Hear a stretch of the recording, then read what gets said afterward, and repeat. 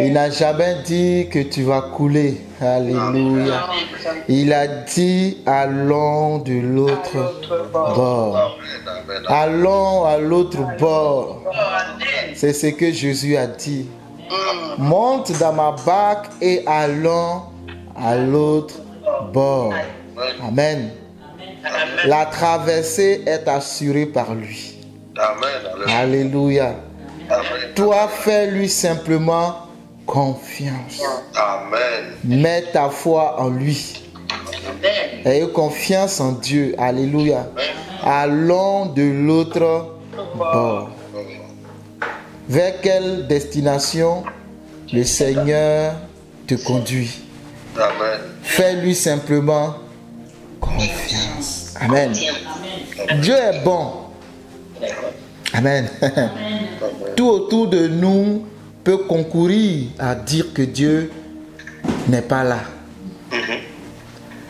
Mais même dans le silence, la Bible dit que c'est dans le silence et la tranquillité que Dieu opère la délivrance. Amen. Alléluia. Alléluia.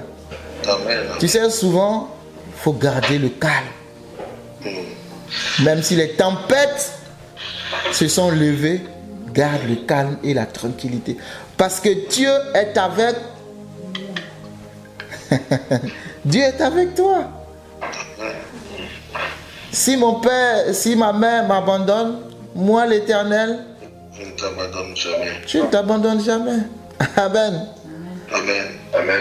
Ne perds pas espoir en lui. Christ en nous, l'espérance de la gloire. Amen. Moi, je vais te dire ça autrement. Christ en nous, l'assurance de la gloire. Amen. Amen. Amen. Amen. Que Dieu te bénisse. Amen. Seigneur, merci pour ce matin. Merci d'être avec nous. Merci de nous conduire encore dans ta parole. Guide nos pas, Seigneur. Nous voulons simplement marcher dans tes pas. Nous voulons faire ce que tu veux que nous fassions. Nous voulons dire ce que tu veux que je dise, Seigneur. Merci de m'inspirer et par ton Esprit Saint à véhiculer ton message, à le dispenser, Seigneur, et que, Père, cela tombe dans la bonne terre, comme la parabole de la sémence, Seigneur. Que cette graine qui tombera porte des fruits, Seigneur. Un donnera 30, l'autre 60 et un autre 100. Je prie d'être dans la catégorie des 100, que chacun de nous soit multiplié au nom puissant de Jésus-Christ. Merci pour la bénédiction que tu as relâchée dans nos vies. Nous ne sommes pas de ceux qui doutent de ta bénédiction dans nos vies. Nous y croyons, Père, parce que tu nous as promis cela. Alors, Père, merci de contrôler ce moment. Et je veux fermer, Seigneur, tout canal ouvert, Seigneur, dans le nom de Jésus qui n'est pas de toi. Je veux fermer toute interférence satanique en ce jour, dans le nom puissant de Jésus. Que l'atmosphère spirituelle de chacune des personnes connectées soit imbibée, remplie de ta puissance. Dans le nom de Jésus, nous faisons taire, Éternel, toute entité démoniaque, Seigneur, mandatée en ce jour, pour nuire à un quelconque déroulement en ce lieu et partout en ce jour au nom puissant de Jésus-Christ. Merci de saturer ces lieux par ta présence, éternel Dieu de gloire. Nous sommes dans la joie, Papa, parce que toi, tu es avec nous. Sois béni, Seigneur. Sois béni, Jésus. Et l'honneur, la gloire, la puissance et la magnificence te soient rendues au nom de Christ Jésus. Amen. Je vous salue. Que Dieu vous bénisse, amen. Je suis dans la joie. Amen. Chaque fois que tu m'écoutes, chaque fois que tu m'entends, sache que moi, je suis dans la joie. Et comme je te le dis souvent, je te communique ma joie. Amen. La joie du Saint-Esprit. Sois dans la joie. Amen. Et que le Seigneur remplisse ton cœur de joie. Alléluia. Amen. La joie de l'Éternel est ma force. Amen. Tu n'as pas encore bu le thé. Va boire le thé et reviens si tu n'as pas bu le thé. Faut te réveiller. Hein? Va boire le café et puis tu reviens. T'inquiète pas. Réveille-toi, réveille-toi. Amen. Amen, amen, amen. Amen. Nous allons continuer notre enseignement. Amen. Le thème principal, c'est qui dites-vous que je suis? Ça, c'est le thème principal. Maintenant, il y a des sous-thèmes que je développe. Amen.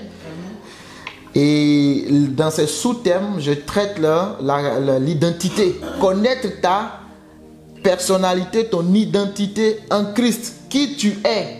Quand tu te regardes dans la glace, qui es-tu?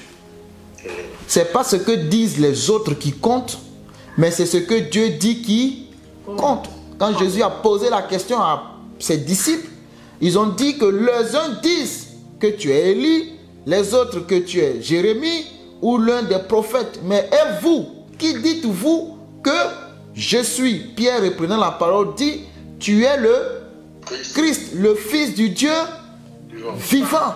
Et il dira que ce n'est pas la chair et le sang qui t'ont révélé cela, mais c'est mon Père qui est dans les cieux. Qu'est-ce que cela veut dire? Que chacun de nous a une identité qui est révélée par le Père. Ton identité, ce n'est pas ce que disent les autres. Tu es Jérémie, tu es Barthélemy, tu es tous les I. Ce n'est pas ça. Non, ton identité, c'est ce que Dieu dit que tu es. Les hommes vont te coller une identité, une étiquette, mais ce n'est pas ta personne. Tu es un esprit dans un corps. Il a dit tu es le Christ, c'est l'esprit. Dans un corps qui est Jésus. Il n'a pas dit tu es Jésus. Il a dit tu es le Christ. Donc quand tu te regardes toi-même, qui dis-tu que tu es? Amen. Et dans ce développement, j'ai parlé du fils prodigue. Et on va revenir là-dessus. Le Seigneur veut que je revienne là-dessus. Dans Luc chapitre 15. Amen. Ce jeune homme savait son identité. Amen. Et la Bible dit, étant rentré en lui-même. La délivrance vient toujours quand vous regardez au fond de vous. La délivrance ne viendra pas quand vous regardez dehors. La délivrance vient quand vous regardez en vous-même. Parce que Dieu est en... Mais nous on regarde dehors. On cherche la solution dehors. La solution n'est pas dehors. Ayant regardé en lui-même, il s'est dit en lui-même, dans la maison de mon Père, il y a de l'abondance. Les serviteurs de mon Père sont dans l'abondance. Mais il a regardé où? En lui-même. Il s'est souvenu qu'il y a l'abondance chez son Père. Il a regardé dehors, personne ne lui donnait à manger. La Bible dit, il aimerait même se rassasier de ce que mangeaient les pourceaux. Mais même ça, il n'en trouvait pas. Mais il s'est dit, mais attends, qu'est-ce que je fais dans cette boue, dans cette bassesse? Et ayant regardé en lui-même. C'est pareil pour la femme qui perdait du sang. La Bible dit, elle se dit en elle-même. C'est ce que tu te dis qui compte. Et ce que tu te dis, c'est ce que Dieu dit. C'est ça qui compte. C'est pas ce que les autres disent. Ce que les autres disent, je m'en fous. Je m'en fous. C'est ce que Dieu dit de moi qui compte. Amen. Et c'est ce que moi-même je me dis qui compte. Amen. Ce n'est même pas ce que le diable dit. Je m'en fous de Satan. Ce que lui dit, c'est son problème. Mais qu'est-ce que Dieu dit? Et qu'est-ce que toi-même tu te dis? Toi, tu attends que les autres te disent des bonnes choses. Tu vas périr là. Toi, tu attends que les autres t'encouragent. Assieds-toi. Mais là, il faut bien t'adosser. Parce que personne ne viendra à ton secours. Amen. Amen. Mais lui-même s'est dit en lui-même. Il est devenu un esclave. Alléluia. Et l'identité, ce n'est pas ce qu'on voit. Ah non, non, non. Pas l'enveloppe là. Ça, c'est l'enveloppe. Mais c'est la personne qui est à l'intérieur. Amen. C'est cette personne-là qui est le géant. Lève-toi, va avec la force que tu as. L'ange a dit à Gédéon, va avec la force que tu as. Gédéon, avant de poursuivre, je donne la parole pour la bénédiction d'Abraham. Celui qui a fait des recherches, je te donne la parole, tu vas nous dire ce que tu as trouvé. Qu'est-ce que Dieu a donné comme bénédiction à Abraham? Parce que la Bible dit en Galates, Galates 3, que si nous sommes enfants de Dieu, alors nous sommes aussi héritiers, héritiers de Dieu, co-héritiers de Christ, selon la promesse faite à Abraham. Et donc je disais, donc Dieu a relâché une parole dans la vie d'Abraham, une bénédiction, que nous devons savoir. Pourquoi? Parce que si tu ne connais pas le testament, il te sera difficile de savoir ce que tu as comme héritage. On peut te tromper. On peut te tromper parce que tu ne connais pas le testament que le père a laissé. Ton oncle Dagobert ne va pas te dire la vérité. il va te faire croire que ton père n'a laissé que des dettes, alors qu'en réalité, il a laissé beaucoup de biens. Donc il est important de connaître aussi l'héritage que Dieu nous a légué. C'est à partir d'Abraham. C'est encore, je te laisse la parole. Si tu as trouvé des choses, tu vas nous enseigner. Amen. Qui veut commencer? Je sais que Tata Cela a dit la fois passée que c'était facile. Donc Tata Cela, tu as la parole. Je commence par toi. Notre Amen ne marche pas bien. Amen. Non, ça marche bien, ça marche bien. Votre micro marche bien. Moi, j'entends bien. Amen. La bénédiction d'Abraham. Oui. Ça a donné le livre aussi de Genèse 12, 1 à 3. D'accord. Donc, Dieu lui a promis la bénédiction que Dieu lui a donnée. Oui. Je ferai de toi une grande nation. Amen. Je rendrai ton nom grand. Tu seras une source de bénédiction. Je bénirai ceux qui te béniront et toute la terre seront bénies en toi. Amen. Amen. Amen. Donc, quelle bénédiction tu retiens à ce niveau?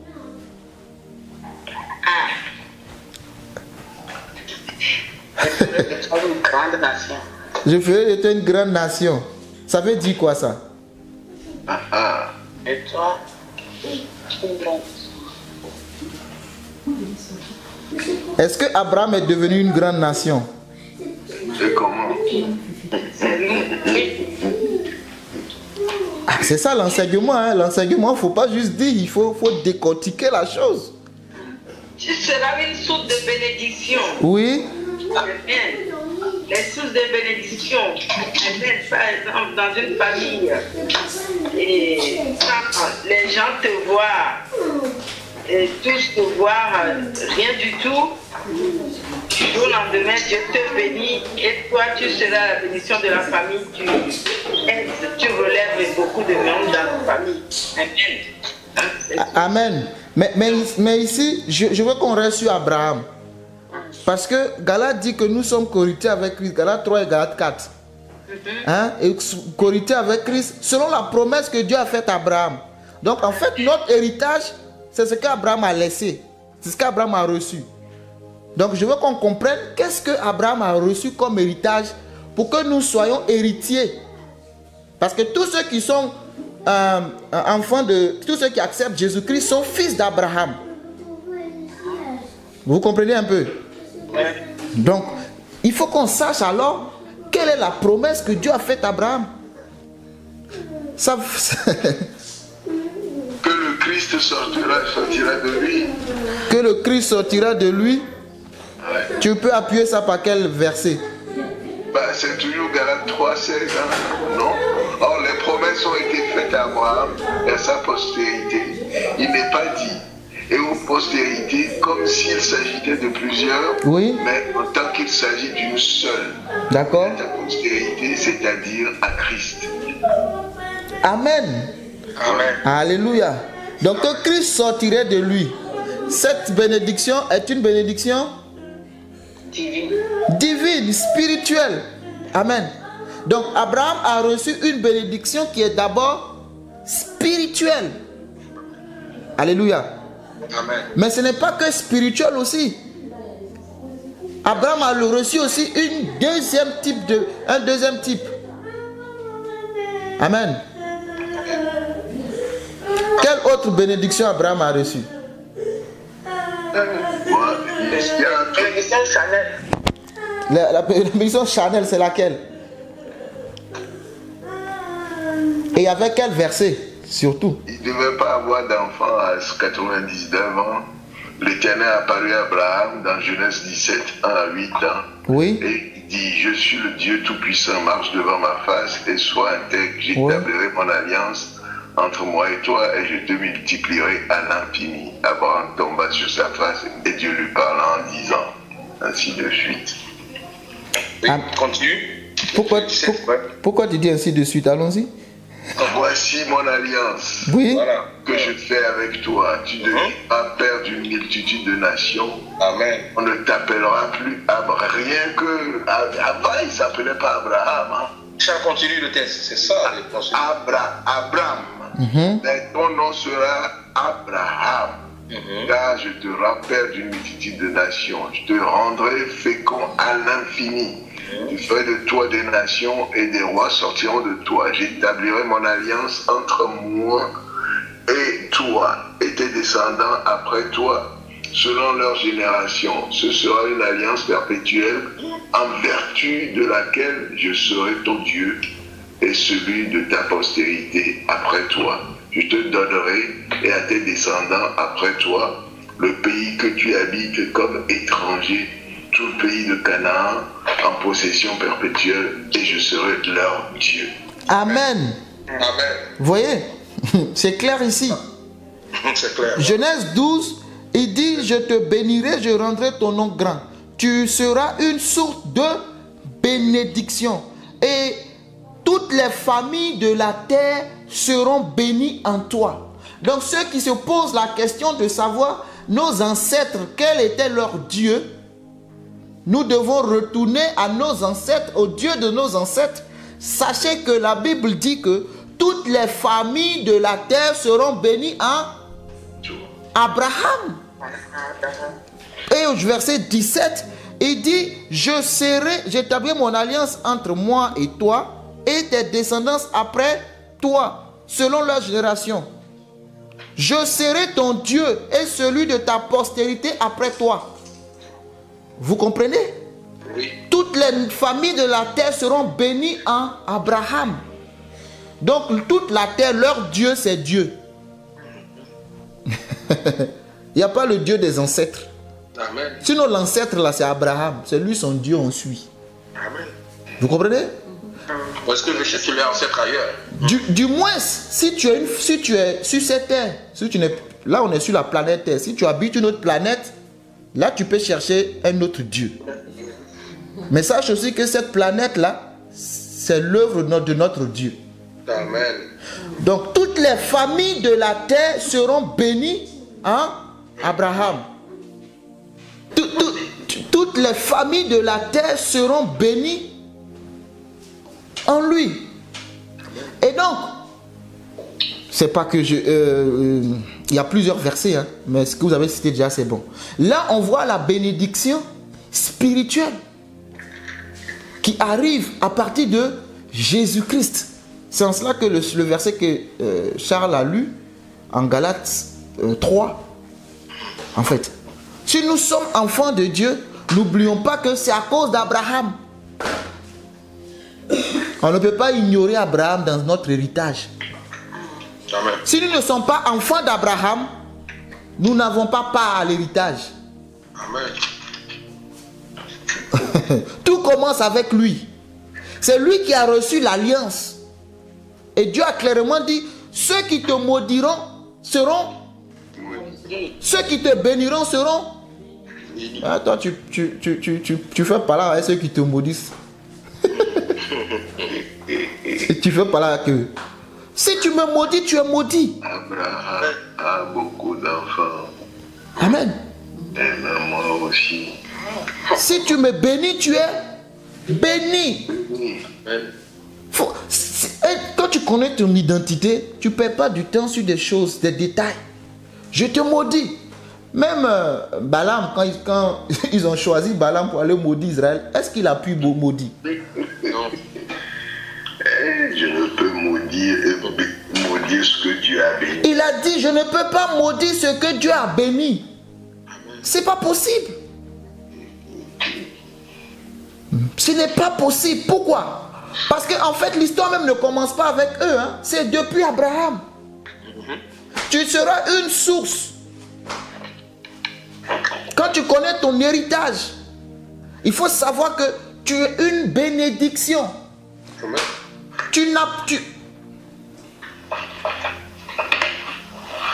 Tu n'as pas, en fait, tu ne reçois pas une bénédiction. Non, non, non, non. Quand tu deviens enfant de Dieu, tu ne reçois pas une bénédiction. Tu deviens une bénédiction. Amen. Vous comprenez ce que je veux dire? Comme j'ai dit l'autre fois, le billet de banque n'est pas une bénédiction.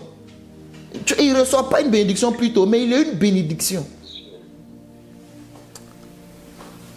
C'est pas quand je vais te dire tu es béni que tu es béni. Tu comprends? Tu es béni parce que cela vient de ta source. Tu es enfant de Dieu, alors tu n'as pas à l'héritage. Tu es béni. Donc quand les hommes ne déclarent pas la parole de bénédiction sur toi, pourquoi tu pleures? Pourquoi tu dis que moi on ne prie jamais pour moi? On ne déclare pas les paroles de bénédiction sur moi. Le prophète n'a jamais vu quelque chose sur moi. Toi tu cherches quoi? Tu cherches quoi en fait? C'est parce que tu ne sais pas qui tu es. Quand tu te lèves le matin, je suis une bénédiction. Amen. Moi, il a ça, je suis une bénédiction. La bénédiction de Dieu est en moi. En fait, je ne vais pas pour la chercher, elle est en moi. Voyez-vous? Maintenant, puisque la bénédiction de Dieu est en moi, je manifeste maintenant le visible. Je n'ai pas l'argent pour être béni. C'est parce que je suis béni que j'ai l'argent. Parce qu'on peut te donner l'argent, mais tu n'es pas béni. Et ça sera la grandeur de folie. La folie de grandeur, pardon. Pourquoi? Luc chapitre 15, l'enfant connaissait pas son identité et n'attendant pas le temps marqué. Amen. Vous voyez ce qu'il est arrivé? Il a pris son héritage. Mais il était enfant, qu'est-ce qu'il a fait? La Bible dit qu'il est parti dans un pays, dans une autre nation. Tu laisses la maison de l'abondance et tu pars dans une nation inconnue. Tu laisses Bethel, la maison du pain, et tu te retrouves quelque part d'autre. Et quand la famine est arrivée, quand vous êtes riche, quand vous êtes riche, je ne parle pas des billets de banque, quand vous êtes riche dans l'intelligence, parce que la richesse c'est d'abord de l'intelligence. Amen. Je vous dis la vérité, la richesse c'est d'abord de l'intelligence. La famine est arrivée, s'il était vraiment mature dans l'intelligence, il n'allait pas devenir pauvre. Hein. Parce que les hommes, prenez aujourd'hui même, les hommes deviennent de plus en plus riches lorsque la crise bat son plein. Regardez, ceux qui s'enrichissent dans la crise. Alléluia. Parce que dans la crise que les opportunités se présentent. Donc tu es tenté de dire, mais s'il est devenu pauvre, c'est parce qu'il y a eu famine. Non, non, non, ce n'est pas la famine qui l'a rendu pauvre. Non, ce n'est pas la famine qui l'a rendu pauvre. Aucune famine ne peut te rendre pauvre. Non, non, non, non, non. Je peux te le dire avec Isaac. La Bible dit que Isaac a récolté 100 fois plus dans la saison de sécheresse. Pourquoi? Parce que Isaac est une bénédiction. Vous êtes d'accord? Non, comprenons bien les textes. Donc la famine n'a pas rendu le jeune homme pauvre. Le jeune homme était déjà pauvre dans son esprit. Vous savez, je donne moi-même mon témoignage. Il ne faut pas en aller loin. Quand j'étais à Abidjan, il y a un de mes frères qui m'appelle. J'avais fini mes études et puis bon, je tournais un peu à gauche à droite, mon BTS. Et il m'appelle comme ça, il dit, viens, je vais te donner 3 millions. 3 millions de francs CFA, on va dans les 5 000 euros. On est en Afrique. Hein. Et il me dit, je te donne 3 millions, tu vas faire une affaire. Tu vas te débrouiller, tu vas faire un truc. Hein, trouve-moi une idée, je te donne les 3 millions. Je n'ai jamais pu trouver une seule idée. J'étais pauvre dans mon esprit. Je vous dis la vérité, je parle de mon propre frère. Je te donne 3 millions, l'équivalent de 5 000 euros. Aujourd'hui, viens me donner, tu vas voir ce que je vais faire. Mais l'équivalent de 5 000, je ne sais pas quoi faire. Il dit, j'ai l'argent, je vais te donner. Le temps que, parce qu'il faut que tu continues ton master, j'hésitais. Il dit, bon, je donne ça, tu vas ouvrir quelque chose. J'étais dans les années 2011-2012. Mais je ne savais pas quoi faire. Ça ne s'arrête pas là. Je viens en France. Je travaille dans une boîte. Et le patron un jour me dit, je veux travailler avec toi. Trouve-moi une idée d'affaires. Je te donne 20 000 euros. Moi, je ne vous dis pas quelqu'un. Je dis moi. Quelqu'un que je ne connais ni d'Ève ni d'Adam. Il dit, je veux qu'on fasse une activité ensemble. J'ai de l'argent. Donc, moi, j'étais quoi? J'étais un petit stagiaire. Il y a beaucoup d'hommes qui sont là. Mais pourquoi vers moi il est venu? Mais je vous assure que je n'ai jamais pu lui donner une idée d'affaires. Et ils sont où tes patrons là? Je suis pauvre dans l'esprit. Est-ce que c'est l'argent qui a manqué? Non, soyons honnêtes. Est-ce que c'est l'argent qui a manqué? Non. L'argent qui n'est même pas à moi. 20 000 € en France, tu connais, c'est beaucoup d'argent. Mais je n'ai jamais pu, au minimum 20 000, donner une idée d'affaires. Jamais. La pauvreté, c'est ça. Hein? C'est ça la pauvreté. La pauvreté, ce n'est pas le manque de billets de banque. Mais c'est le manque d'intelligence financière. C'est ça la pauvreté. Donc je donne 2 exemples de ma propre vie. Je n'ai jamais pu présenter une idée. Jamais. Mais j'ai grandi. Il faut venir avec tes 20 000 €. Je suis plus pauvre dans la tête. J'ai compris comment fonctionnent les choses. Amen. Vous imaginez? Donc ce monsieur-là, ce jeune homme qui est allé, ce n'est pas parce qu'il y a eu la famine qu'il est devenu pauvre. Moi, je ne crois pas en ça. Hein. C'est parce qu'il était pauvre, parce qu'il n'a pas mûri. Et c'est en cela qu'on tombe dans Galates chapitre 4. Aussi longtemps, verset 1. Hein? Tonton Charles, tu peux lire pour nous, comme tu es déjà là-bas. Galates 4, verset 1 à 2, je pense. Attends. Non, je ne sais pas. Que l'héritier demeure. Attends, je ne sais pas. Galates combien? Galates 4. On va tirer verset.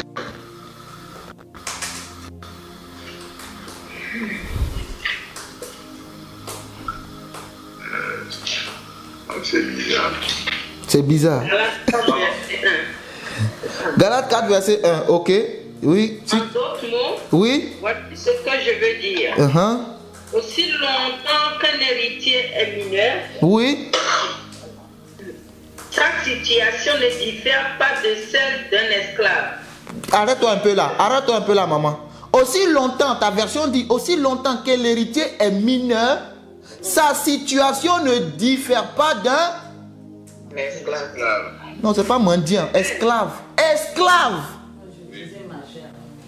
Aussi longtemps que l'héritier demeure un enfant, sa situation ne diffère pas d'un esclave.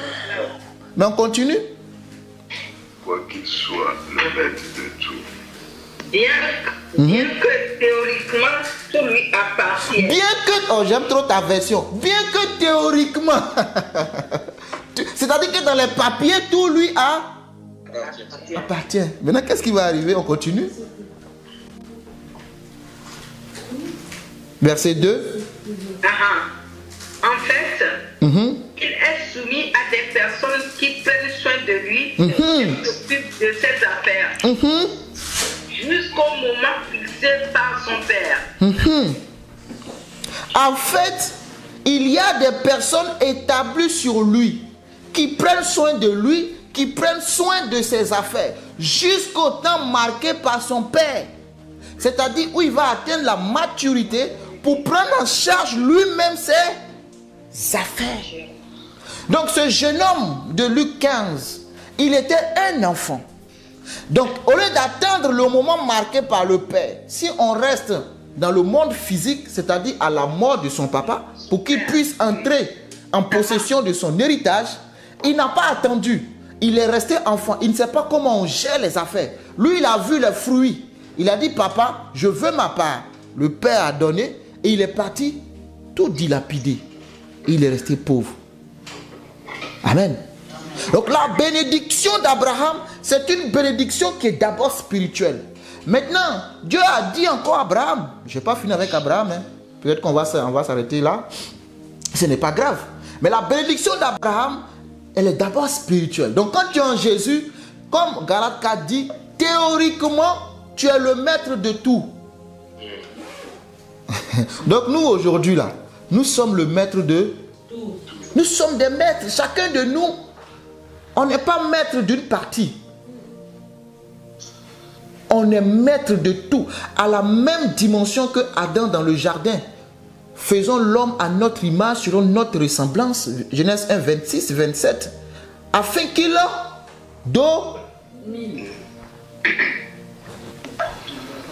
domine sur la terre. Et cette parole-là, Dieu va la prononcer à Noé, quand Noé sort de l'arche. Je ne lis pas Genèse 8. je donne les références, Dieu va prononcer cette parole à Noé, en fait. Et cette parole-là, quand Dieu va venir parler à Abraham, Dieu va encore dire à Abraham une autre parole. Pour ceux qui ont cherché, c'est quoi l'autre partie? Avec des références. On a vu la bénédiction spirituelle. Et j'ai un peu abordé la bénédiction matérielle. Mais elle aussi a un fondement. C'est laquelle? Cette bénédiction-là. C'est parce que n'oublie pas, si je ne suis pas en Christ, je ne peux pas être héritier. Selon la promesse. Ce n'est pas possible. En d'autres termes, si je ne suis pas dans la famille Kofi, je ne peux pas prétendre à l'héritage de cette famille. Tu ne peux pas te lever par des jeûnes de prière, dire Seigneur, mets mon nom dans le testament de Bill Gates. Si tu veux jeûne, fais 40 jours. Prie en langue, 90 jours. Tu n'auras jamais ton nom dans le testament de Bill Gates. Parce que tu n'es pas son enfant. Vous comprenez? Donc ces principes que je suis en train de dire, ce n'est pas seulement la prière. Hein. Il y a des choses que tu reçois parce que tu es enfant de la famille. Tu ne jeûnes pas pour ça. Faut pas aller dire que je dis de ne pas jeûner. Hein. Je n'ai pas dit ça. Je dis, il y a des choses dans la famille. Parce que tu es enfant, tu ne jeûnes pas pour ça. Il faut regarder tes jeûnes que tu fais. Tu jeûnes pourquoi? Pour de l'argent, c'est pour ça que tu jeûnes. Tu n'as rien compris. Tu jeûnes pour la bénédiction matérielle et financière. Tu n'as rien compris. Comprends qui tu es d'abord. C'est si jeune rend riche là. Si jeune rend riche. Frère. Tu comprends? Si jeune rend riche. J'allais être le champion dedans. Hein? Jeûner. Frère. Où tu fais 3 jours de jeûne sec. Tu ne manges pas, tu ne bois pas. Tu vois vertige et puis tu vas au travail. Ça, j'en ai fait. Mais c'est l'ignorance. C'est l'ignorance vous amène à faire des choses, vous croyez que c'est spirituel. Et puis, vous pensez que c'est spirituel. Hein? C'est spirituel. Tu n'es pas spirituel, tu n'as rien compris. Il y a des choses que je ne fais plus haut. Non. Si je jeûne, je sais pourquoi. Je ne jeûne pas pour ça. Je cherche à savoir qui je suis en Christ. Amen. Et quel héritage j'ai droit. Je n'ai jamais vu un père. Mon père est mort. Je n'ai pas jeûné pour que son héritage là, même si bon, ils mettent mon nom dedans. Je n'ai pas jeûné pour ça. Qui a jeûné? Dites-moi, vous qui êtes là, qui a jeûné pour que son papa mette son nom dans son testament? Maintenant, on devient enfant de Dieu, on pense que tout est une question de mérite. Il faut mériter. Il faut mériter. Tu ne jeûnes pas, c'est pour cela que tu n'as rien. Ah bon, hein? C'est qu'on ne suit pas le même Dieu. On ne suit pas le même Dieu. Tu te prives de bonne nourriture au nom de quoi? Mange bien. Et il faut savoir qui tu es. Quand on jeûne, c'est parce qu'on a un problème spirituel. Oui. Regardez, toutes les fois, depuis la Genèse, que les enfants d'Israël ont jeûné, lisez bien, il y avait la mort qui planait sur leur tête. Alléluia. Lisez les textes. Ne croyez pas en ce qui a été déjà dit. Malheureusement, c'est ça. Bon, je suis né, ça a toujours été comme ça. Mais il n'y a pas de fondement. Va à la racine des choses. On a toujours fait comme ça à l'église. Est-ce que c'est l'église qui doit décider? L'église où tu vas, c'est eux qui décident de ce qui doit être fait. C'est la Bible qui décide de ce qui est vrai. Vous connaîtrez la vérité. Mais non, chez nous, on fait comme ça. Chez vous, là, c'est où? Le royaume de Dieu, il y a un seul, il n'y en a pas plusieurs. Si c'est un seul royaume, ça veut dire qu'on a les mêmes lois, les mêmes préceptes, les mêmes ordonnances, les mêmes décrets. Mais pourquoi toi, tes décrets sont différents des décrets? Toi, tes lois sont différentes. Pourquoi? Il faut comprendre qu'il y a un problème de compréhension des Écritures. Alléluia. Amen. Amen. Donc, ce jeune homme était fils. Donc, il savait qu'un fils a droit à un héritage. Il a pris les parties. Mais parce qu'il n'a pas grandi. On retourne dans Luc 15. Vous n'avez pas répondu à ma question. Je ne vais pas dans Luc 15. Ah, je vous ai dit, hein. Tata, c'est là, tu passes le micro à qui? À Louise. Ah, tu vois, j'ai failli dire Tata Loulou, et puis tu as dit.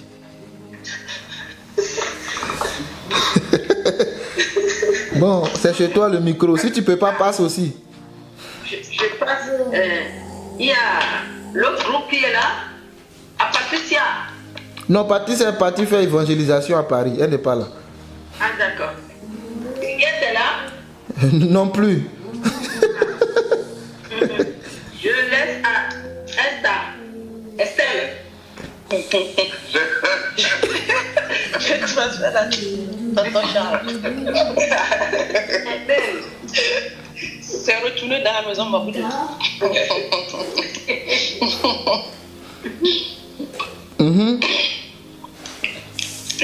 C'est retourné dans la maison de tonton Charles. Tonton Charles. La question c'est, Dieu a donné une bénédiction. On a vu qu'il y a une bénédiction spirituelle par Jésus-Christ. Mais ce n'est pas que ça. Il y a aussi une bénédiction que Dieu a relâchée à partir de la vie d'Abraham. Pour ceux qui seront enfants de Dieu, vont hériter aussi de cela. Quelle est la deuxième partie? De toute façon, on a la réponse. Je veux juste par des textes appuyer cela. Amen. J'ai commencé à l'expliquer. Dieu ne nous a pas bénis seulement spirituellement, mais il nous a bénis, comme elle a dit la sœur, charnellement, si vous voulez, physiquement. Maintenant, quelle référence, quelle parole Dieu a donnée à Abraham qui peut nous permettre, quand nous arrivons devant le trône pour prier, nous disons au Seigneur, ça c'est mon héritage. Vous comprenez? Il ne faut pas prier dans le vide. Lorsque Moïse marchait, Josué marchait avec Moïse, Moïse est mort. Ensuite, Dieu a dit à Moïse que Caleb, il y a une part d'héritage qu'il a donné à Caleb quand ils vont arriver à Canaan. Et pendant ce temps, Moïse est mort après. Mais quand vous lisez les textes, vous allez voir que Caleb vient voir Josué, parce que Josué était celui qui a remplacé Moïse, qui conduisait le peuple. Il dit à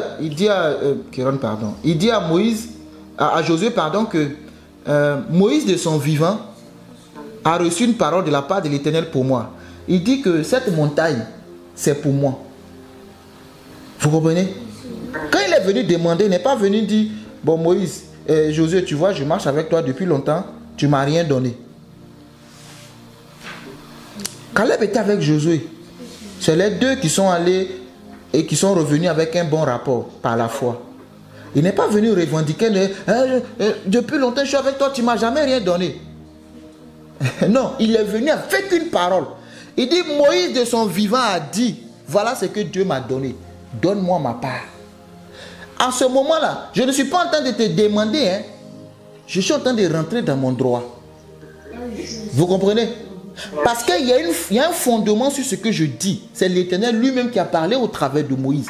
Et Josué dit, bon, voici la montagne. Sur cette montagne, il y avait des fils d'Anak, les Anakim, les géants. Mais il dit, c'est ce que Dieu m'a donné. Si Dieu est favorable, si Dieu est avec moi, c'est là que Josué a dit, Caleb a dit que j'ai la vigueur de mes 40 ans. Il avait 85 ans, je pense, si je ne me trompe pas. Mais il dit, j'ai la vigueur de mes 40 ans. Et il est parti combattre les fils d'Anak. Et il a remporté la victoire. Il a possédé son héritage. Amen. De si toi aussi tu connais ce que Dieu t'a dit, quand tu viens devant Dieu là, tu ne te plains pas. Tu ne dis pas, Seigneur, mais il y a longtemps que je te suis, tu as béni Huguette et moi tu ne m'as pas béni. Non, non.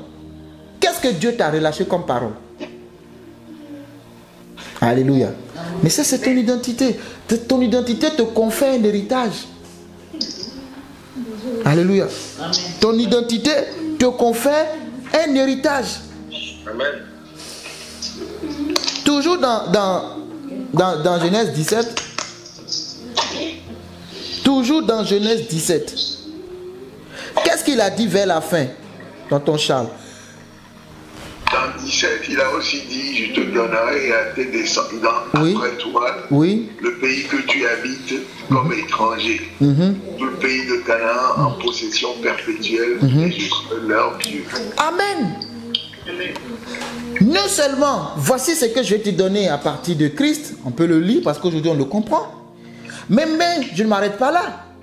Le pays que tu habites comme étranger, je te le donnerai à toi et à ta descendance. Quand on parle de pays, on parle de la terre. Donc Dieu a donné à Abraham la terre. Tu es un étranger dans cette nation. Mais moi, Dieu, je vais t'établir, non pas comme étranger, mais tu deviendras propriétaire. Hey! Hey, Seigneur Jésus. Moi, je quittais en Côte d'Ivoire. Je suis arrivé en France. Comme étranger. Et Jésus aide-nous. Jésus dit. Oui. Oui, on dirait que j'ai compris. Dieu a relâché à Abraham la bénédiction de la possession. Quand il a dit que tout endroit où ton pied frôlera, je te le donnerai. Oui, ça c'était pas Abraham qui l'a dit. C'est une référence biblique, mais ce n'était pas la parole adressée à Abraham. Mais cette parole aussi découle de l'alliance avec Abraham. Amen. Si ce que tu dis c'est dans la parole de Dieu, tout lieu où foulera la plante de tes pieds, je te le donnerai en héritage. Oui, ça parle de la terre. Canaan, que tu es comme étranger où tu habites, tu ne seras pas étranger parce que je te le donne à toi et à ta postérité. Donc en d'autres termes, Dieu va arracher la terre des gens pour te donner. Amen. La Bible dit qu'il va prendre la richesse des autres pour te l'apporter. Je sais en qui j'ai cru. Amen. Amen. Je sais en qui j'ai cru. Alléluia. Dieu est capable de transférer ce qui appartient aux autres dans ton héritage. Je sais en qui j'ai cru. Je donnerai à toi et à ta descendance cette terre. Alléluia.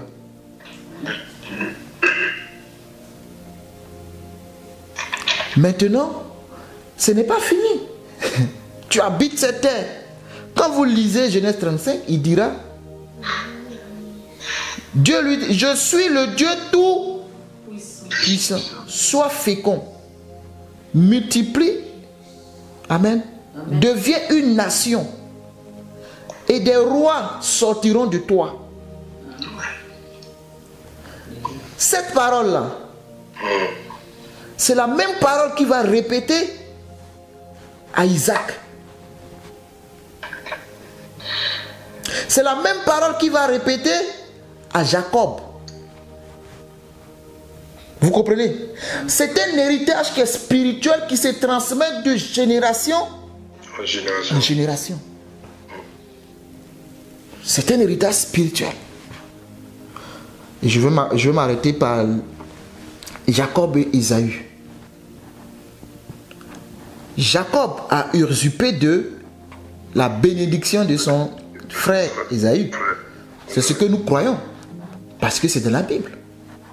N'est-ce pas? Aidé par sa mère Rebecca, lorsque celui-ci, Isaac, était devenu vieux, il voulait se rassasier des mets d'Ésaü parce que Ésaü était un habile chasseur. Alors que Jacob, c'était un fils à maman. Il est toujours dans la cuisine avec maman, en train de chercher à faire un loco pour manger. Mais son frère, Ésaü, partait tuer le gibier et le ramener à son père. Et son père aimait ça. Donc il dit, maintenant que je suis vieux, je veux te bénir. Mais avant ça, va en brousse comme d'habitude, ramène-moi un gibier. Prépare-le-moi. Afin que je mange et que mon âme te bénisse. L'âme rassasiée bénit toujours. Amen. Hein, que je te bénisse. Et la mère ayant entendu ça, elle va court-circuiter les choses en plaçant Jacob devant. Jacob a dit que je ne peux pas le faire. Et la mère a dit, si une malédiction doit arriver, qu'elle retombe sur moi. Maman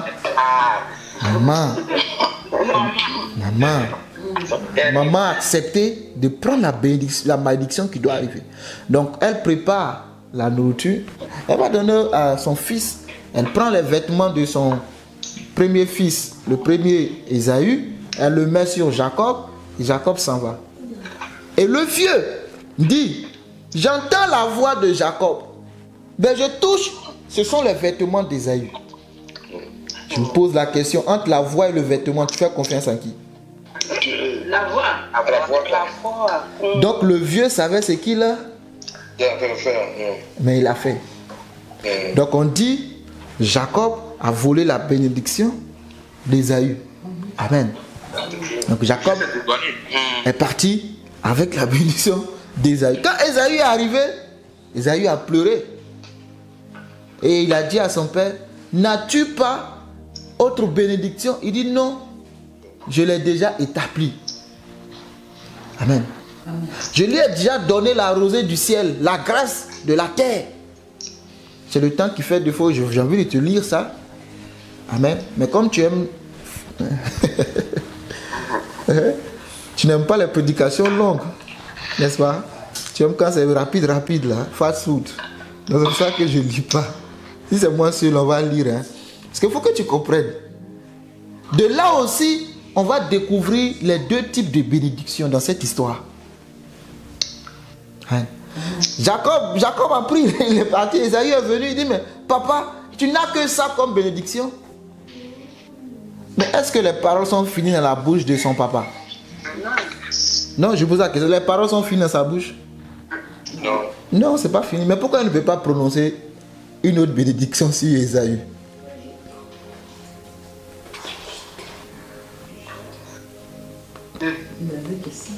Parce que la bénédiction spirituelle est unique. La bénédiction, elle est unique. Je ne peux pas maudire ce que Dieu a béni. C'est déjà fait. Alléluia. Amen. Mais là encore, le vieux ne s'arrête pas là. Quand le vieux va apprendre que, effectivement, Ésaü n'a pas aimé. Hein? Et c'est la mère qui va dire à son fils Jacob, lève-toi, va chez Laban. Parce que je ne veux pas vous perdre, vous deux. Ésaü voulant découdre. Avant que Jacob ne parte, le vieux l'a appelé. Ça, par contre, permets-moi de lire. Avant que Jacob ne parte, le vieux l'a appelé pour le bénir. Tu as déjà lu ça, non? Non? Qu'est-ce qu'il a dit?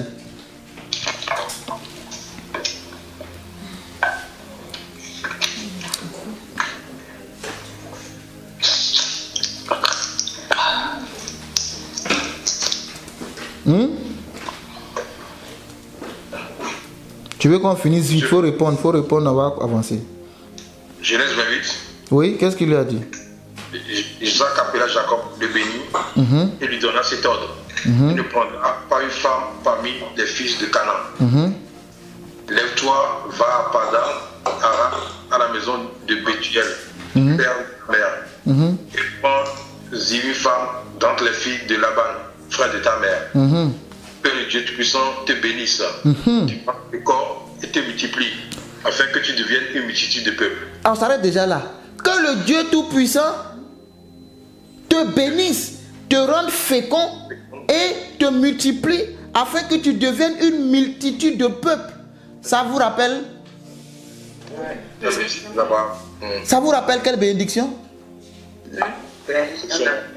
Cette bénédiction relâchée dans la vie d'Abraham et celle aussi relâchée dans la vie de Isaac. Et avant les deux, relâchée dans la vie de Jacob. Non, je dis avant les deux. Donc Jacob c'est après, avant les deux. Avant Abraham et Isaac. Quand Dieu a créé l'homme, qu'est-ce qu'il a dit?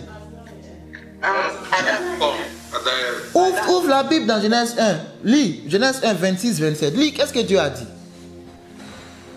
Dieu n'a pas changé, mes amis. C'est nous qui avons changé. Dieu n'a pas changé. Sa parole ne changera jamais. Tu es maudit, tu es béni. Tu es maudit comment? Tu es en Christ et on te dit tu es maudit, tu crois en ça. Comment est-ce que tu es maudit? Tu es maudit si tu n'as pas Jésus. Et même là, Dieu ne maudit pas celui qui n'a pas Jésus. Lis. Je veux que tu lises. Genèse 1, 26, 27. Qu'est-ce qu'il a dit? 27. Puis Dieu dit, faisons l'homme à notre image, oui, dans leur ressemblance, oui, et qui sur les poissons, oui, la mer, sur les oiseaux du ciel, bétail, oui, la terre et sur tous les reptiles qui rampent sur la terre. Dieu créa l'homme à son image. Il le créa à l'image de Dieu. Il créa l'homme et la femme. Dieu créa l'homme, oui. Il leur dit, soyez féconds. Amen. Soyez féconds. Remplissez la terre. Remplissez la terre. Assujettissez.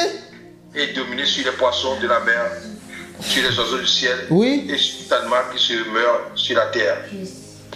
Alléluia. Et Dieu dit, voici, je vous donne toute herbe portant de la semence et qui est à la surface de toute la terre, et tout arbre ayant en lui du fruit d'arbre et portant de la semence, ce sera votre nourriture. Amen. Amen. Donc quand Dieu a créé l'homme, voici ce qu'il a relâché. Et cette même parole suit l'homme. Quand il choisit Abraham, il relâche la fécondité, la multiplication. Alléluia. Il relâche. Et faites attention. Je l'ai dit une fois ici. Dieu dit. Quand Dieu a créé les autres espèces, depuis le premier jour, Dieu n'a jamais dit à ce qu'il a créé. Mais autour de l'homme, faites attention. Dieu dit à l'homme. Dieu dit. Donc Dieu veut que l'homme sache qu'il est béni. Amen. Dieu veut que l'homme sache qu'il a la multiplication, la fécondité. Dieu veut que tu saches cela. Dieu dit. Les autres fois, Dieu fit et Dieu vit. Dieu fit et Dieu vit. Mais pour l'homme, Dieu dit.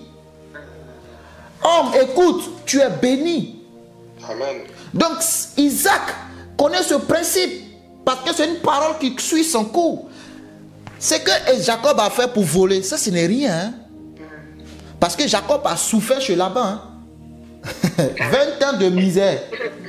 20 ans de misère. Il fallait que Dieu se révèle à lui dans un songe. Pour qu'il change sa souffrance en bénédiction. Mais pourtant, de manière délibérée, de manière consciente, on dirait la première fois il a volé. Mais la deuxième fois, il appelle son fils. Et il lui dit les mêmes paroles que son père Abraham lui a dit. Lève-toi, va à Padam Aram. Ne prends pas une fille de cette nation-là. Va là-bas. Et il dit que le Dieu Tout-Puissant, Genèse 17, verset 1. Je suis l'Éternel, le Dieu Tout-Puissant. Que ce Dieu-là te bénisse, virgule, qui te rende fécond et te multiplie. Alléluia, j'aime trop la parole de Dieu. C'est ça notre héritage. C'est cette parole-là qui marche avec ceux qui sont enfants de Dieu. Galates 3 et 4. Tous ceux qui sont en Christ sont fils d'Abraham. Mais tu vas me dire, Abraham n'est pas là pour parler. Mon père Abraham n'est plus là. Mon père Isaac n'est pas là. Mais tu dois t'approprier cette parole en fait. Elle est pour toi. C'est ta part. Alléluia. Amen. Afin que tu deviennes une multitude de peuples. Et je t'ai lu Genèse 35. Des rois sortiront de toi. C'est ta part ça. Et la terre t'a été donnée. Pour que tu en jouisses. Et cette terre, Dieu l'a donnée à Adam. Donc, vous, oh Saint-Esprit, j'aime ta révélation. Vous comprenez que le péché n'a pas annulé la bénédiction de Dieu. Oh, est-ce que quelqu'un est avec moi? Même le péché n'a pas annulé la bénédiction de Dieu. Et toi tu dis quoi? Moi, il a ça. Moi je ne sais pas qui. Est-ce que tu crois en Dieu? Mais est-ce que tu connais ce Dieu que tu suis? J'ai décidé de grandir. Mais si tu es enfant, tu passes à côté de tout ça. Amen. Si tu es enfant, tu ne comprends pas les choses. Tes prières même, tu ne comprends rien. Tu racontes, tu penses que tu ne comprends rien, mon ami. Tu ne comprends pas. Comprends la parole de Dieu. Elle n'a jamais changé. Aucun péché de ta vie n'annule la bénédiction de Dieu.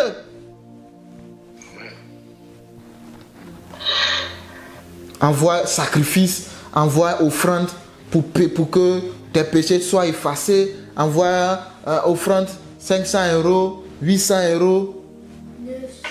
Merci, 900 €. J'écoute, j'écoute. Il y a une dame qui m'expliquait. Le pasteur a dit 500 €, 500 €. Je vais transférer mon onction sur vous. Je vais transférer. Vous aimez ça. C'est ce que vous aimez. Vous n'aimez pas lire votre Bible. Vous aimez qu'on vous dise ça. Si je me mets là, lourd, le Saint-Esprit est là. Tata Loulou, le Saint-Esprit dit, tu dois me donner 800 euros. 800 euros, 800 euros. Si tu n'as pas 800 euros, c'est pas grave. Dieu prend 500 euros. Tu vas croire en ça. Tu vas même aller prendre crédit. Le pasteur a parlé. Il a donné 800 euros. 800 euros approchés. C'est de 500 euros. 500 euros ici. Non, c'est de 300 euros ici. Vous qui avez 200 euros, c'est pas grave. Même 5 euros, venez, Dieu prend. Dieu est devenu commerçant. Hein? Moi, je ne sais pas. Vous trouvez que c'est spirituel, hein? C'est Dieu. C'est l'ignorance, mon ami. Je vais te transférer mon onction. Donne-moi 500 euros, je vais te transférer mon onction. Quelle abomination. Elle me dit que les gens ont donné hein, 500 euros. Mais maintenant, après, elle me dit, mais après, je me pose la question. C'est quoi son onction, lui, d'abord? Ah, donc tu as payé une bénédiction sans savoir c'est laquelle. Tu payes un produit sans savoir le produit que tu payes. Alléluia. Amen. Non, non, tu sais que tu es tombé. Tu as fait un péché. Dieu dit tu dois donner 600 euros. Vous savez, le fait que je prêche la parole, de plus en plus, on me raconte des histoires. Je dis, hey, Seigneur, aide-nous. Oui, de plus en plus, j'entends des choses, je dis, hey, c'est pour ça que moi je m'accroche à ma parole. Il faut t'accrocher à la Bible. Non, le pasteur dit qu'à cause de mon péché, je dois payer. C'est même pas 600 euros. C'est quoi? C'est 600 000. C'est près de 1000 euros, non? C'est ça, non? Si on convertit. 600 000 francs, c'est combien? Ça fait 900, presque 950 euros. Voilà, le pasteur dit de donner ça. Que j'ai péché. Dieu dit de donner ça pour effacer mon péché.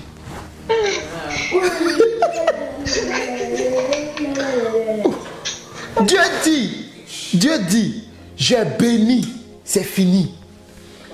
Même si tu as péché, je ne t'encourage pas dans le péché. Hein. Non, je ne t'encourage pas dans le péché. Ce n'est pas une bonne chose, ça va détruire ta vie. Si tu as péché, reconnais. Le fils prodigue a reconnu son tort. Il dit, il était entré en lui-même. J'irai vers mon père. Je lui dirai, j'ai péché contre le ciel et contre mon père. C'était largement suffisant. Maintenant, quand Dieu te fait du bien, c'est de manière délibérée. Tu dis, ah, mon père m'a tellement fait du bien. J'envoie une offrande au pasteur pour dire merci à Dieu. Ce n'est pas le pasteur qui me contraint. Je lui ai envoyé une offrande. Non. Parce que tu es reconnaissant. Tu dis, homme de Dieu, tiens, Dieu m'a béni. C'est ça Dieu. Amen. Alléluia. C'est ça Dieu. Jacob a volé. Son papa sait très bien qu'il a volé, mais son papa l'a appelé pour le bénir. Parce que Dieu l'avait choisi. Ça n'a rien changé dans sa destinée. La preuve en est que Ésaü est parti. Quand ils se sont réconciliés à la fin, Ésaü est revenu avec une grande bénédiction. Amen. Pourtant, son père lui a relâché des paroles qui semblent être des paroles de malédiction. Amen. Son père parce qu'il a insisté, papa bénis-moi. Il dit, bon ok, je vais te bénir. Mon fils, tu veux la bénédiction, je vais te bénir. Mais ce qu'il lui a dit, est-ce que c'est une bénédiction? Mais Ésaü est parti. Quand Jacob est venu dire, bon, je vais te donner une partie de mes biens, parce que lui, il avait peur. Jacob, c'est un peureux. Il avait peur, mon frère va me voir, il va me tuer. Parce que lui, il a gardé ça. Mais Ésaü n'a pas gardé ça. Hein. Ah, Ésaü a fini par pardonner. Il a pardonné. Il a compris que ce n'est pas ça. La bénédiction que Jacob a eue là, ce n'était pas la terre, les biens là, non. C'était d'être la postérité. C'est ça. C'est ça la bénédiction. Et c'est ça que Jacob a eu. Donc quand l'ange vient le visiter, il transforme son nom Jacob en Israël. Israël. Il change son nom. Parce que son identité réelle, ce n'était pas Jacob. Son identité réelle, c'était Israël. Père d'une multitude. C'est ce qu'il a dit à Abraham. Et Israël, on l'a vu, Israël. Il a eu 12 fils. Et par eux, ils se sont éclatés en Égypte. Quand ils quittaient l'Égypte, plus de 600 000 personnes.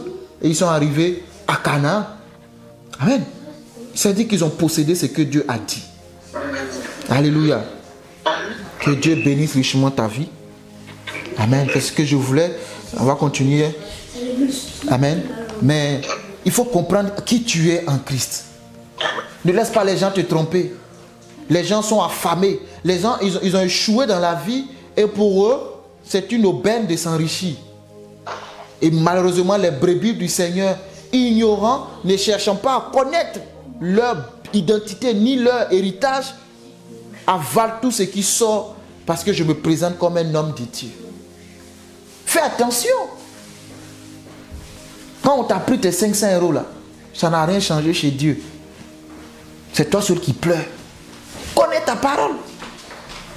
Amen. Amen. Si Dieu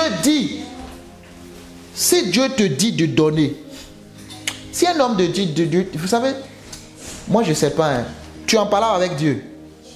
Je pose la question. Quelqu'un en parle avec Dieu? Bon, je vais prendre, Charles et moi, nous sommes des amis. Charles a des affaires pour moi, mais ne me dis pas, hein, il va toujours passer par quelqu'un d'autre. Est-ce que ça c'est l'amitié? Non, soyons honnêtes. Tout ce qu'il veut faire pour moi, il faut qu'il le dise à quelqu'un d'autre. Pourtant, Charles dit que nous sommes des amis. Non, non, non. Moi, je dis ça, non. Non. Si Dieu, amen, veut faire des choses dans ta vie, il te dira aussi à toi. On n'est pas en palabre. On est en palabre. Est-ce qu'on est en palabre? Mais pourquoi lui ne peut pas me parler aussi? Amen. Il faut grandir pour posséder ton héritage. Arrête de ce qu'on te sert toujours. Grandis, grandis. Grandis dans la... Aime la parole de Dieu. Médite-la jour et nuit. Josué chapitre 1. Alors tu réussiras. Tu prospéreras dans toutes tes entreprises. Grandis. Tu auras du succès. Il faut lire ce qu'il a dit. Médite-la jour et nuit. Tu auras du succès dans toutes tes entreprises. Tu seras prospère. Médite ta parole, s'il te plaît. Je te demande pardon. Lis ta Bible. Lis ta Bible. Aime-la. Plus que tous les livres. Avant de lire les livres, lis ta Bible. C'est ton héritage. Si tu ne connais pas ton héritage, tu ne peux pas dominer. Tu vas être locataire alors que tu es propriétaire. Toi-même, tu loues ta propre maison. Tu vois, tu ris, j'ai écouté ça aussi. Le monsieur faisait louer sa maison à sa femme. Sa propre femme. Ils sont mariés. Il fait croire que ce n'est pas sa maison. Il prend le loyer, c'est elle qui travaille. En plus, lui, il ne travaille pas. Hein? Mais il prend le loyer chaque fin du mois. La pauvre dame se démerde à nourrir les enfants et à le blanchir. Mais il prend le loyer. Il fait passer ça par quelqu'un d'autre et lui récupère après. L'homme. Que Dieu nous bénisse. Avez-vous des questions? L'homme H. Avez-vous des questions?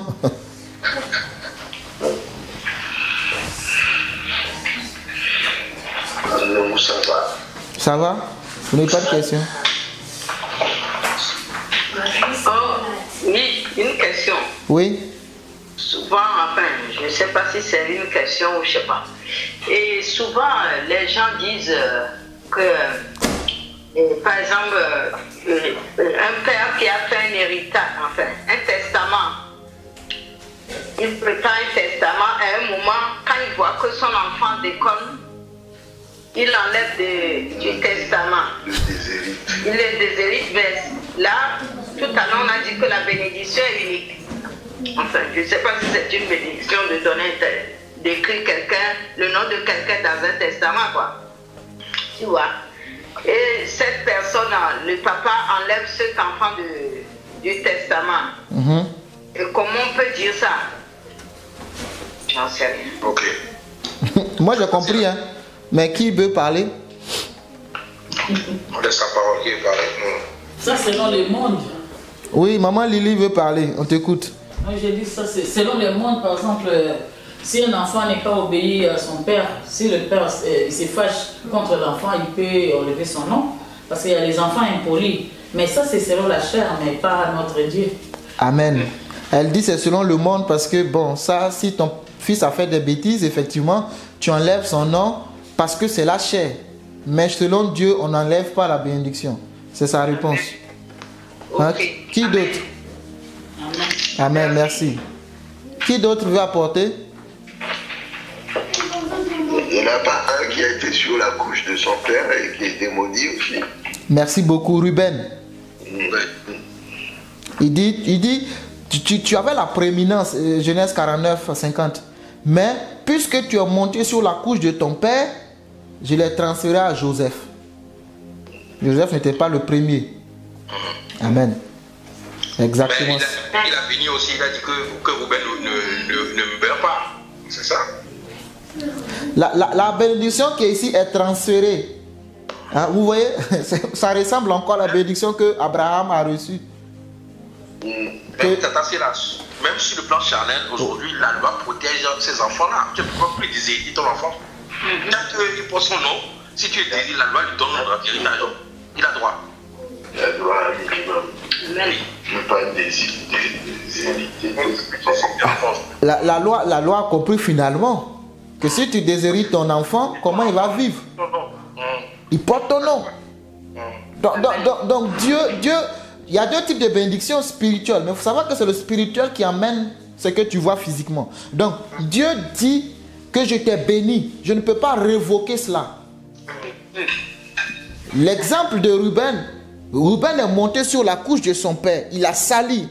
Et son père n'a pas aimé. Parce que c'est un père qui bénit le fils. Il faut toujours une source.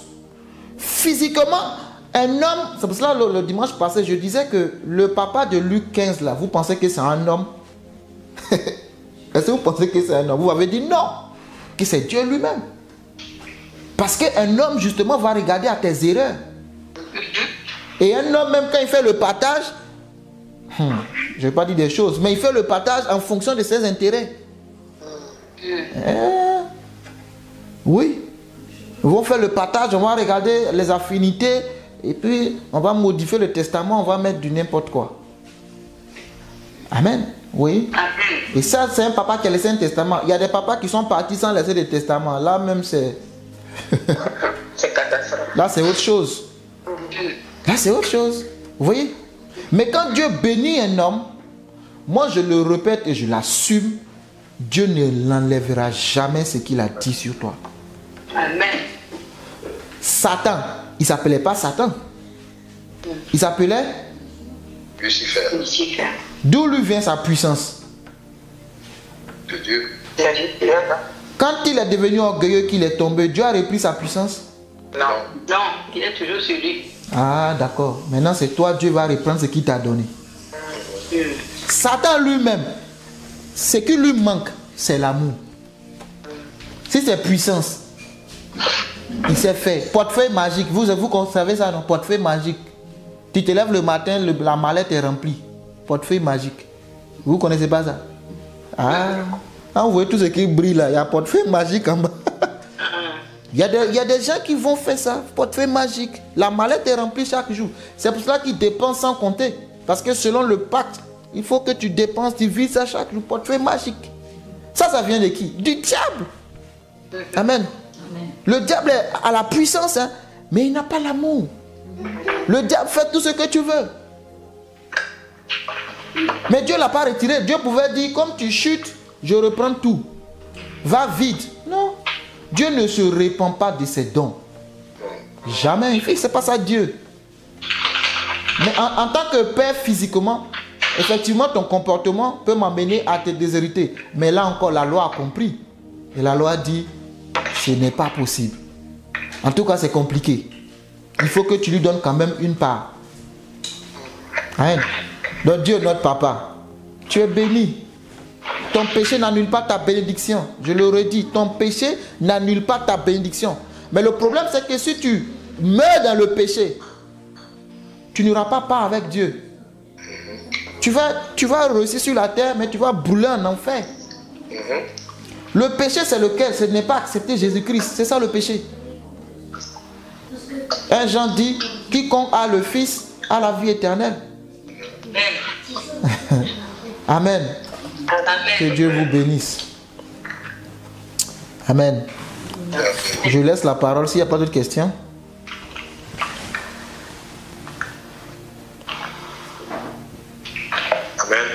Amen. Merci Seigneur pour le message richement de ce matin. À travers ce message, je sais, le Seigneur a transformé le cœur de quelqu'un. Que notre pensée n'est plus la pensée d'un enfant, mais la pensée d'un enfant qui est mature. Moi, tu peux pas. Amen. Que Dieu t'accompagne. Faisons confiance à la parole. C'est cette parole qui libère, qui vivifie l'âme, le corps et l'esprit. Merci Seigneur pour la vie de nos pasteurs Idassa qui nous a accordé ce matin. Que l'Esprit Saint nous donne son âme et son esprit, et qu'à travers nos actes qu'il donne, que ce message soit fécond dans notre vie, au nom puissant de Jésus. Amen. Amen. Merci Seigneur Jésus. Est-ce qu'il y a quelqu'un qui a un sujet de prière? Le dimanche passé, je devais demander ça, je ne l'ai pas fait compte tenu du temps. Je savais que quelqu'un avait un sujet. Je l'ai senti dans mon esprit, donc j'en profite pour demander est-ce que quelqu'un a un sujet. Allô? Oui. Oui. Je demande la prière pour mes jambes parce que j'arrive vraiment pas à me déplacer tous ces derniers jours. Amen. Donc, Marie-Josée, elle demande la prière pour ses jambes. Elle n'arrive pas à se déplacer dans ces temps-ci. Donc, elle demande la guérison. Si on peut prier ensemble pour elle, pour qu'elle retrouve l'usage de ses pieds et de ses jambes. Amen. Merci Seigneur. Nous te bénissons pour la vie de Marie-Josée, ta fille, Seigneur. Merci pour sa vie et nous prions et nous relâchons ta parole au nom de Jésus, que ses jambes soient affermies et qu'elle retrouve son usage dans le nom puissant de Jésus. Qu'elle retrouve la santé dans son corps, dans ses membres inférieurs, au nom puissant de Jésus, dans ses membres supérieurs. Nous déclarons que, Père, elle soit totalement guérie dans le nom de Jésus-Christ. Qu'elle se lève et qu'elle marche, Père. À partir de maintenant, nous déclarons cette parole, Seigneur, qu'il y ait quelque chose qui se passe dans sa vie. Maintenant même, retrouve tes jambes, lève-toi et marche au nom puissant de Jésus-Christ.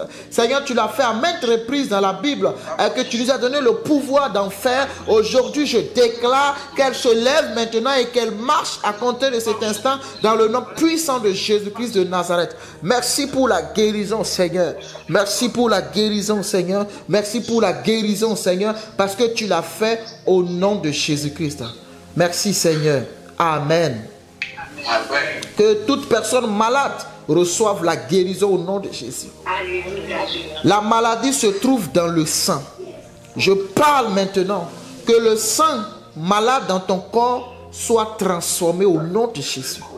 Que le Seigneur Jésus-Christ lui-même fasse couler son sang en toi. Parce que dans le sang de Jésus, aucune maladie n'a été trouvée.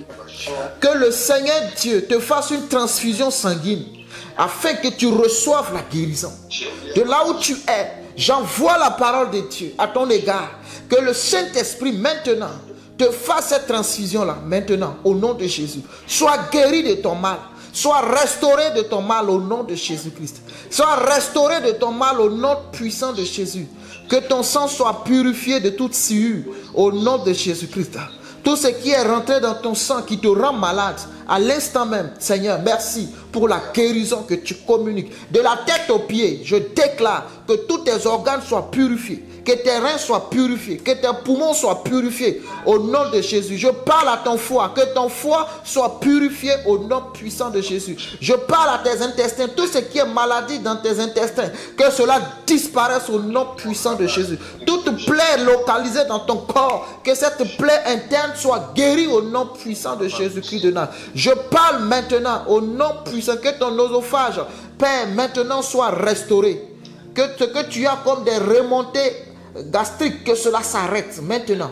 Au nom puissant de Jésus-Christ de Nazareth. Que les lourdeurs dans tes jambes soient guéries. Dans le nom de Jésus-Christ de Nazareth. Que Dieu débouche tes oreilles afin que tu entendes. Qu'il ouvre tes yeux afin que tu vois. Non pas seulement physiquement, mais aussi spirituellement. Dans le nom puissant de Jésus-Christ de Nazareth. Que Dieu restaure ton dos. Dans le nom puissant de Jésus-Christ. Que tu sois rétabli totalement. Guéri de toute douleur. Merci Seigneur. Seigneur, je te rends gloire. Nous avons appris que nous sommes des fils du royaume. Et en tant que fils, nous avons un héritage. Amen. Seigneur, un fils ne fait pas des efforts pour avoir l'héritage de son père. C'est parce qu'il est né dans la famille. Tu nous as dit en Jean que ceux qui reçoivent la parole deviennent enfants de Dieu. Nous sommes devenus enfants de Dieu. Seigneur, nous ne sommes pas des mendiants, nous sommes des héritiers. Tu nous as donné et la bénédiction spirituelle et la bénédiction physique. Nous sommes héritiers selon la promesse. À partir de cet instant, Seigneur, je prie que chacun de nous soit repositionné dans son héritage, dans le nom de Jésus. Que ceux et celles qui ont déjà paix, croyant avoir dilapidé ce qu'ils ont, qu'ils reviennent à la maison. Parce qu'en toi, le fils prodigue a dit qu'il y a de l'abondance. Même les serviteurs mangent dans l'abondance. Alors nous les fils. Seigneur Jésus, que l'abondance soit notre partage tout au long de cette semaine. Dans le nom puissant de Jésus. Que nous devenions des sources de bénédiction à l'image d'Abraham. Parce que nous sommes héritiers selon la promesse. Bénis chacun de nous, Seigneur. Que nous ne soyons pas seulement une bénédiction, mais une source de bénédiction. Ouvre les portes qui sont fermées. Dans le nom de Jésus. Qu'il y ait des connexions divines, des rencontres surnaturelles dans nos vies, Seigneur. Merci pour ce que tu as déjà fait. Au nom de Christ Jésus. Amen. Amen. Que Dieu vous bénisse et à dimanche prochain. Amen. Que sa grâce demeure avec nous. Amen.